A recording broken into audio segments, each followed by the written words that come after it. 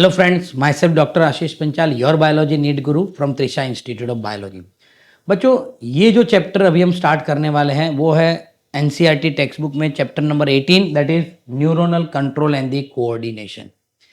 अब तक बेटा हमने डाइजेस्टिव सिस्टम भी देखा, breathing and exchange of gases भी चैप्टर पढ़ा, फिर हमने एक्सक्रीटरी सिस्टम देखा, लोकोमोशन मूवमेंट हमने पढ़ा, कार्डियोवास्कुलर सिस्टम पढ़ा। पर बॉडी के ये सारे जितने भी सिस्टम्स हैं उनका फंक्शन कंट्रोल कौन करता है? तो ऐसे दो सिस्टम हमारी बॉडी में हैं जो ये सारे फंक्शंस को कंट्रोल एंड द कोऑर्डिनेशन करते हैं। जैसे मैं आपको सिंपल बताऊं कि neuronal control and the coordination में कोऑर्डिनेशन क्या है, what is coordination? So exactly बेटा कोऑर्डिनेशन क्या है? कोऑर्डिनेशन आपका अगर फ्रेंड्स का ग्रुप है तो उसके अंदर भी कोऑर्डिनेशन होना चाहिए। कोऑर्डिनेशन मतलब एक दूसरे का तालमेल। तो वैसे भी बेटा हमारी बॉडी में भी हर एक सिस्टम एक दूसरे के तालमेल पे चलती है। अगर सोचो कि कोऑर्डिनेशन नहीं होगा तो बॉडी फंक्शन नहीं करेंगी। इसलिए process in which two or more organ interact and complement the function of one another, एक दूसरे के फंक्शन को कंप्लीमेंट करना है। कंप्लीमेंट मतलब सपोर्ट करना है। एंड मेंटेन होम्योस्टेसिस यानी बॉडी में बैलेंस रखना है। तो उसको हम कोऑर्डिनेशन बोलते हैं। तो जैसे ही आपको मैं एक एग्जांपल लेके बताऊं बेटा कि when we do perform a physical exercise, अगर मैंने कोई फिजिकल एक्सरसाइज किया तो क्या होगा बेटा? अगर सोचो कि मैंने यहां से रनिंग स्टार्ट किया और मैं 1 किलोमीटर तक भागा, तो पहले कौन सा सिस्टम स्टार्ट हुआ? मस्कुलर सिस्टम, स्केलेटल सिस्टम ने वर्क किया। दूसरा, जब मसल्स काम करेंगे बेटा so they need more energy, so energy demand is increase for muscular activity. अब एनर्जी डिमांड बढ़ा तो आप सोचो कि एनर्जी हमारी बॉडी में कहां से रिलीज होता है? ग्लूकोज ब्रेकडाउन होगा, ऑक्सीडेशन होगा तो एनर्जी रिलीज होगा इन अ फॉर्म ऑफ एटीपी। पर ग्लूकोज ब्रेकडाउन के लिए मुझे क्या चाहिए? ऑक्सीजन चाहिए इन एरोबिक रेस्पिरेशन में। तो ऑक्सीजन डिमांड बढ़ा, बॉडी ने ऑक्सीजन सप्लाई करने के लिए क्या किया? ब्रीदिंग बढ़ा दिया, ब्रीदिंग बढ़ गया, ब्रीदिंग बढ़ा, हार्ट रेट बढ़ा। फिर मैं भागा तो बॉडी में से स्वेटिंग भी हुआ। तो ये सारी सिस्टम आप देखो, उसमें कार्डियोवास्कुलर सिस्टम आ गया, हार्ट का भी रोल आ गया, लंग्स का भी रोल आ गया, मस्कुलर सिस्टम का भी रोल आ गया। ओके, प्रेस्पिरेशन यानी स्किन का भी रोल आ गया। ओके, प्रेस्पिरेशन हुआ तो किडनी का भी रोल आएगा।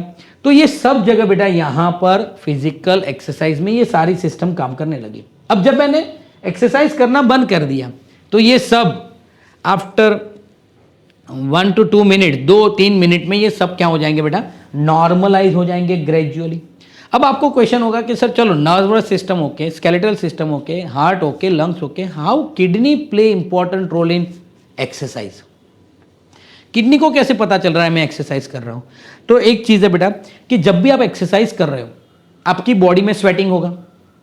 मतलब बेटा जो एक्सेस वाटर है वो स्वेटिंग के फॉर्म में से बाहर जा रहा है बॉडी में से, यानी एक स्किन से स्वेटिंग होके बॉडी में से वाटर लॉस हो रहा है। तो किडनी ऑटोमेटिकली क्या करेंगी? एंटी डायूरेटिक हार्मोन रिलीज करना स्टार्ट कर देंगी और वो यूरिन फॉर्मेशन कम कर देंगी, क्योंकि एक जगह तो यूरिन मींस वाटर बचा के रखना है ना। तो यहां पर किडनी का रोल आता है। वैसे बेटा हर एक सिस्टम एक दूसरे के साथ क्या है? कोऑर्डिनेशन वर्क करती है। आगे देखते बेटा कि कौन से ऐसे दो सिस्टम हैं जो बॉडी में कंट्रोल एंड कोऑर्डिनेशन का काम करते हैं। यही चीज बेटा जो मैंने आगे पढ़ा है वही है कि different organ and organ system in our body must be coordinated to maintain the homeostasis. Coordination क्या है बेटा? Process through which two or more organ interact and complement as the function of one another. के अगर हम physical exercise कर रहे हैं बेटा, इंक्रीज द मस्कुलर एक्टिविटी के लिए एनर्जी डिमांड बढ़ेगा, ऑक्सीजन डिमांड बढ़ेगा, रेट ऑफ रेस्पिरेशन बढ़ेगा, ब्लड फ्लो बढ़ेगा, हार्ट बीट बढ़ेगा। ओके, ये सारी एक्टिविटी बेटा जब एक्सरसाइज करते हैं तो होगा। फिर अगर जब हमने एक्सरसाइज स्टॉप कर दिया बेटा तो नर्व, लंग्स, हार्ट, किडनी वो ग्रेजुअली नॉर्मल पे आ जाएंगे। तो functioning of muscle, lungs, heart, blood vessels, kidney and other organ are coordinating with performing the physical exercise. उसमें दो ऐसे सिस्टम है बेटा जो एक दूसरे के साथ तालमेल से ज़्यादा काम करते हैं, वो है एक नर्वस सिस्टम और एक एंडोक्राइन सिस्टम। ये दो सिस्टम बेटा हमारी बॉडी में ऐसे जो होम्योस्टेसिस, बैलेंस मेंटेन करने में हेल्प करते बेटा। और वो दो सिस्टम को अगर हम ब्रीफली यहाँ डिफरेंशिएट फॉर्म में देखें बेटा तो वो कैसे दो सिस्टम काम करते हैं बेटा बॉडी में, वो देखते हैं कि न्यूरोनल सिस्टम जो है वो बेटा पॉइंट टू पॉइंट कनेक्शन, यानी आप देखो कि अगर मुझे राइट हैंड में मैसेज चाहिए तो ब्रेन में से राइट हैंड में ही मैसेज आएगा कि मुझे ये हाथ हिलाना है तो यही मैसेज गया। ऐसा कभी नहीं होगा जनरलाइज मैसेज आएगा और बॉडी के सारे पार्ट हिलने लगेंगे। यानी नर्वस सिस्टम क्या करता है बेटा, पॉइंट टू पॉइंट कनेक्शन है।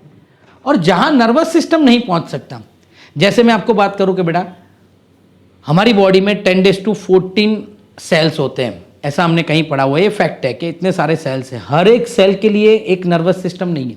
नर्वस सिस्टम किसके लिए? टिश्यू के लिए। कि मसल्स में एक नर्व आ गया मोटर न्यूरॉन, तो वो मसल के ऊपर आएगा, पर हर एक मसल्स में थाउजेंड्स ऑफ सार्कोमियर होंगे, हर एक के पास नर्वस सिस्टम नहीं है। तो neuronal system is not reach all the cell, nervous system हर एक सेल तक नहीं जा सकती। तो सेल के फंक्शन को कौन रेगुलेट करेगा? तो वहां पर बेटा केमिकल जो ब्लड में रिलीज होंगे, और we all know that blood supply the oxygen and nutrients to each and every cells of the body, यानी ब्लड हर जगह पहुंच सकता है। तो वैसे बेटा ब्लड जो है वो हर सेल तक हार्मोन्स पहुंचाएगा, और वो हार्मोन्स वो सेल के फंक्शन को रेगुलेट करेंगे। मतलब जहां नर्वस सिस्टम पहुंच सकती है वहां नर्वस सिस्टम कंट्रोल करता है, और उसके आगे का पार्ट कौन कंट्रोल करेगा? तो हार्मोन्स कंट्रोल करेंगे, यानी एंडोक्राइन सिस्टम कंट्रोल करेंगे। कंट्रोल बाय द केमिकल, जो नर्वस सिस्टम में बेटा जो केमिकल रिलीज होता है उसको हम न्यूरोट्रांसमीटर बोलते हैं, और वो केमिकल बॉडी के सिस्टम को कंट्रोल करता है, यहां पर बेटा उसको हम हार्मोन्स बोलेंगे। इसका जो एक्शन होगा वो फास्ट होगा, क्विक, तुरंत एक्शन आएगा।